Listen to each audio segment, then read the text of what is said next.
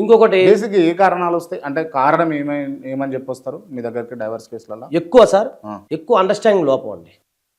Understanding లోపం, అపార్థాలు. ఏమని చెప్తారు అది చెప్పడం? అది జనరల్గా ఎవరు ఏమంటారంటే ఇప్పుడు ఎక్కువ ఓపిక లేకపోవటం వల్ల ఆర్థిక విషయాలు స్టార్ట్ అవుతాయి. స్టార్టింగ్లో ఫస్ట్ ఆర్థిక విషయాల నుంచి స్టార్ట్ అవుతాయి. ఆర్థిక విషయాల నుంచి స్టార్ట్ అయిన విషయము చివరికి శారీరక విషయం దాకా వెళ్తుంది. శారీరక సంపర్క విషయం దాకా వెళ్తుంది. ఒకటి. రెండోది అతి ముఖ్యమైనది ఏంటంటే తల్లిదండ్రుల ఇన్ఫ్లుయెన్స్ ఎక్కువ ఉంది. మాకు చెప్పే సమస్యలు ఇది ఒక పరిష్కారం. తల్లిదండ్రులు మగవారి సైడా ఆడవారి సైడ్? ఆడవారి సైడ్ తల్లిదండ్రుల ఇన్ఫ్లుయెన్స్ ఉంటుంది, మగవారి సైడ్ తల్లిదండ్రుల ఇన్ఫ్లుయెన్స్ ఉంటుంది. డైవర్స్ తీసుకోవాలని ఖచ్చితంగా తీసుకోమని కాదు, వాళ్ళ ఇన్ఫ్లుయెన్స్ నడిపిస్తూ ఉంటారు. ఓకే. ఒక మహిళని ఒక స్త్రీ అలా అమ్మగారు నడిపిస్తూ ఉంటుంది. నువ్వేం పని చేయాలి, ఏం చేయాలంటే నడిపిస్తూ ఉంటారు. నువ్వు ఎట్లుండాలి, ఏం చేయాలన్నా రిమోట్ కంట్రోల్ చెప్తుంది. వాళ్ళమ్మ చెప్తుంది. ఇట్లా మెయిన్ రిమోట్ కంట్రోల్ కూడా ఎక్కువ నడుస్తాం. అంటే ఇప్పుడు నేను జనరల్గా అడుగుతాను, నేను పెళ్లి చేసుకున్న తర్వాత ఒక అబ్బాయి పెళ్లి చేసుకున్న తర్వాత అమ్మాయి తల్లిదండ్రులు కానీ అబ్బాయి తల్లిదండ్రులు కానీ ఏం చెప్పకూడదా వీళ్ళకి పెళ్లి చేసుకున్న తర్వాత? చెప్పటం వేరు, రిమోట్ కంట్రోల్ వేరు. అంటే చెప్పడం అంటే పూర్వం రోజుల్లో ఒక అమ్మాయి ఇంటికి కలిగి వస్తే ఒక పాట కూడా నిన్న ఎవరో భలే రాశారు, చక్కగా ఉంది, యూట్యూబ్లో చూశాను. ఎల్లి కుటుంబంలో మనదనుకొని ప్రేమించాలి, భర్తని ప్రేమించాలి, తల్లిదండ్రులని అత్తమామని ప్రేమించాలి, మన ఫ్యామిలీ అని నువ్వు ఉండాలి. ఇలా ఒక మంచి కవి ఎవరో రాశారు మొన్న చూసి యూట్యూబ్లో. అలాంటి చెప్పకుండా ఆయనతో మనకెందుకు అంటే నాకు చెప్పే కారణాలు చెప్తున్నాను. ఆయన వదిలేసేయి ఏంటి. ఇంకొకటి ఏంటంటే అతను చెప్పే నువ్వు వినేదేంటి, నీ డబ్బు నువ్వు జాగ్రత్త చేసుకో, నీ బంగారం నువ్వు జాగ్రత్త చేసుకో, ఇలాగా చెప్పడం మొదలు పెడతాను. దీనివల్ల వీళ్ళకి కూడా ఇండివిజువల్ ఖచ్చితంగా అదే ప్రతి కుటుంబంలో ఏంటంటే ఇన్వాల్వ్మెంట్ అయిపోతుంది. ఇటువంటి విషయాలలో తల్లిదండ్రులు తల దూర్చొద్దు, డైవర్స్ కాకూడదని. పూర్వం ఎట్లా చెప్పేవాళ్ళు సార్, నేను అదే చెప్తున్నా. ఏదన్నా గొడవ అయితే కూర్చోబెట్టి మాట్లాడి అలా కాదమ్మా ఇలా ఉండాలి, ఆయనకు అనుకూలంగా ఉండాలి, బాబు నువ్వు కూడా కోపం తగ్గించుకోయా, అమ్మాయితో మంచిగా ఉండాలయ్యా అని ఇతనికి చెప్పేవాళ్ళు, బుద్ధి ఇతనికి చెప్పేవాళ్ళు, కలిపేవాళ్ళు. అవును. ఇప్పుడు కలిపేది ఎక్కడ ఉంది సార్ మీరు చెప్పండి, నిజాయితీ చెప్పండి. ఎన్ని కుటుంబాల్లో నడుస్తుంది గొడవలు అయితే? అవును. కలపడానికి ఎంతమంది ప్రయత్నాలు చేస్తున్నారు? అవును. ఒకవేళ బలవంతంగా కలిపితే ఎంతమంది సంసారం చేయగలుగుతున్నారు? అవును.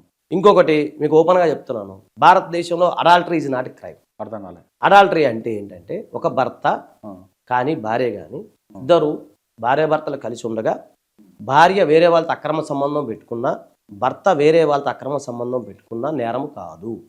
ఇప్పుడున్న పరిస్థితులు ఆ జడ్జిమెంట్ ఉంది. ఎవరైనా అంతే. మరి విలువలు, మోరల్స్, ఎథిక్స్ ఎక్కడ?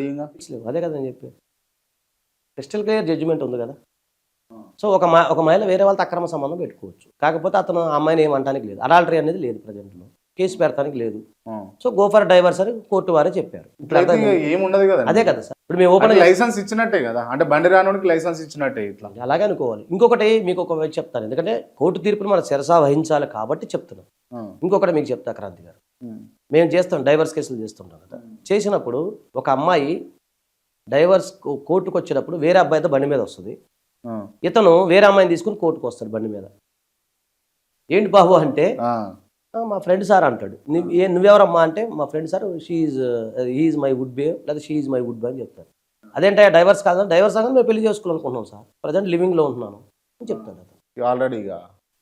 అది అందుకే డైవర్స్ కావచ్చు. లివింగ్లో ఉండొచ్చు కదా, ఒక అమ్మాయి అబ్బాయి కలిసి ఉండొచ్చు కదా, నేరం కాదు కదా భారతదేశం. అందుకే డైవర్స్. వీళ్ళిద్దరు ఉన్నారు కాబట్టి వాళ్ళిద్దరికి మీరు అడిగే రిలేషన్లో అడిగారు కదా, మానవ సంబంధాల్లో ఎందుకు సార్ దీనికి దానికి లింక్ అని మీరు అడిగినప్పుడు నేను చెప్పే ప్రయత్నంలో ఇది ఒకటి భాగం. ఓకే. దాన్ని బట్టి మీరు అర్థం చేసుకోండి. అంటే ఎక్కువ అంటే గతంలో పోలిస్తే ఇప్పుడు డైవర్స్ కేసులు పెరగడానికి కారణం ఏమై ఉండొచ్చు? మూల కారణం అదే చెప్పే కదా సార్, ఇప్పటికి మూల కారణం ఒకటి సార్, మానవుల మధ్య సఖ్యత లేకపోవటం, మానవ సంబంధాలు దెబ్బతింటాం. ఇప్పుడు నేను చెప్పిన జడ్జిమెంట్ కానీ, తర్వాత విస్తృత అవకాశాలు కొన్ని కానీ, అలాగే ఆర్థిక వ్యత్యాసాలు కానీ, ఆర్థిక అసమానతలు కానీ, సో మనిషికి కోరికలు పెరగటం కానీ, ఇంకోటి అతి ముఖ్యమైనది ఏంటంటే అనారోగ్య కారణాలు కూడా చాలా ఉన్నాయి సార్. నేను ఒక కేసు చేశాను సార్ రీసెంట్గా. అతని వయసు 49 సంవత్సరాలు. అతను సంపాదించిన ఆస్తి అంతా భార్య బిడ్డల మీద రాశారు. సడన్గా అతనికి పెరాలసిస్, స్ట్రోక్ వచ్చింది. అతని పేరు మీద ₹1 లేదు. అతను రోడ్డు మీద పడేశాడు. అతను వచ్చి ఏమంటాడంటే, సార్ నేను ఇట్లా కష్టపడ్డాను సార్, పెళ్ళైన దగ్గర నుంచి డబ్బు సంపాదించాను, దాదాపు 5-6 కోట్లు సంపాదించాను, నేను మేకల బిజినెస్ చేసేవాడిని. సో ఇప్పుడు నాకు కొద్దిగా నా టైం బాగాలేక ఇలా జరిగింది సార్, నేను ఏం చేయగలుగుతాను? నా భార్య బిడ్డల మీద పెట్టాను సార్, నా దగ్గర ఎవిడెన్స్లు అన్నీ ఉన్నాయి అంటాడు. ఏం చేయగలుగుతాం? చేయొచ్చు అది. నేను ఫోన్ అదే మెయింటెనెన్స్ చేస్తాం, అదే మెయింటెనెన్స్ చేస్తాం కానీ అతను ఏం ఆస్తి తెచ్చుకునేది ఏముండదు సార్. దాన్ని రుజువు చేయాలి, ఇవన్నీ టైం పడుతుంది. అలా భార్యకి ఫోన్ చేశా, లేదు ఆయనకేం సంబంధం, నేను కష్టపడి సంపాదించుకుని ఆమంటాను. ఇప్పుడు ఏమంటారు మీరు చెప్పండి? అంటే మానవ సంబంధాలు అన్నీ కూడా ఆర్థిక సంబంధాలు అయిపోయినాయి. మీరు నేను అందరం ఒక కమ్యూనిస్ట్ బ్యాక్గ్రౌండ్ నుంచో లేకపోతే ఒక ఆర్థిక అసమానతల నుంచి వచ్చిన వాళ్ళం. మన చిన్నప్పుడే కార్ల్ మార్క్స్ సిద్ధాంతాలు మనం చదువుకుని వచ్చాం. మానవ సంబంధాలను ఆర్థిక సంబంధాలు, నో డౌట్ ఎట్ ఆల్. ఇప్పుడున్న పరిస్థితులు ఇంకా పెరిగినాయి. కార్ల్ మార్క్స్ గారు 200 years బ్యాకే చెప్పారు ఆ మాట. అప్పటికంటే ఇప్పుడు పెరగలేదా? పెరిగినాయి. ఓపెన్గా మాట్లాడుకుందాం. అది నేను ఒక వీడియో చూశాను సార్, సినిమా అనుకుంటా మరి ఏదో, మొత్తానికి ఒక ఇద్దరు భార్యాభర్తల్ని అన్నయ్య పిలుస్తాడు ఇంటి ఓపెనింగ్ పిలిచినప్పుడు వాళ్ళిద్దరు వెళ్తారు. వాళ్ళు చాలా పేదవాళ్ళు, అన్నయ్య బాగా ఉన్నవాడు, బాగా డబ్బా పెద్ద ఇల్లు కట్టుకున్నాడు. వచ్చినప్పుడు అసలు చెల్లిని పలకరీరు వాళ్ళు. చెల్లిని భావన అసలు పట్టించుకోరు, పలకరీరు. వేరే వాళ్ళతో ఫోటోలు దిగాలను వాళ్ళని అసలు పట్టించుకోకపోతే వాళ్ళు ఇంటికి నేర్చుకుంటూ ఇంటికి వెళ్ళిపోతారు. అంటే ఆర్థిక అసమానతలు ఎలా ఉన్నాయి సార్ దాంట్లో?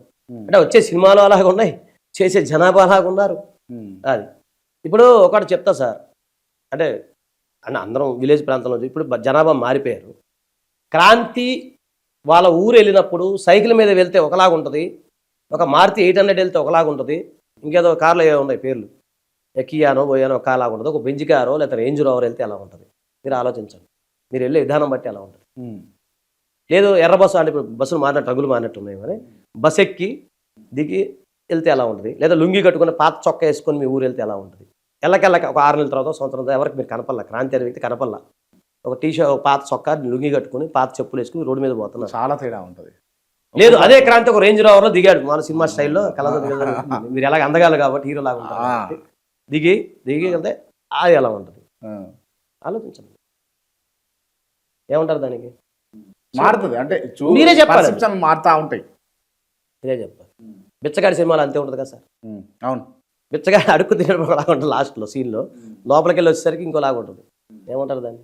అంటే నేనేమన్నానంటే విలువలు లేవా అని మీరు ప్రశ్నించవచ్చు. మీరు నాకన్నా చాలా తెలియగల వాళ్ళు, చాలా మంచి వ్యక్తులు, మేధావులు. సార్ అన్ని ఆర్థిక సంబంధాలైనా విలువలు లేవా అని మీరు ప్రశ్నించవచ్చు. ఉన్నాయి, విలువలు ఉన్నాయి.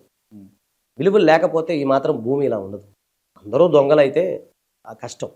విలువలు ఉన్నాయి, కాకపోతే మీరు అనుకున్నట్టు అందినంత విలువలు లేవు, అనుకున్నంత విలువలు లేవు. Right, okay.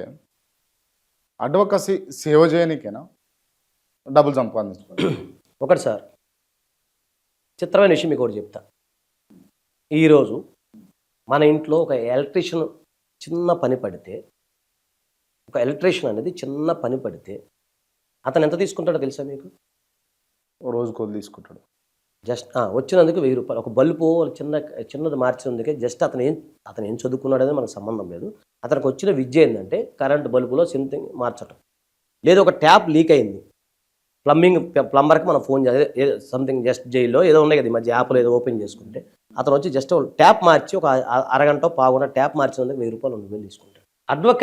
అడ్వకేట్ కూడా మానవ నిర్మాణంలో ఉండే వ్యక్తి.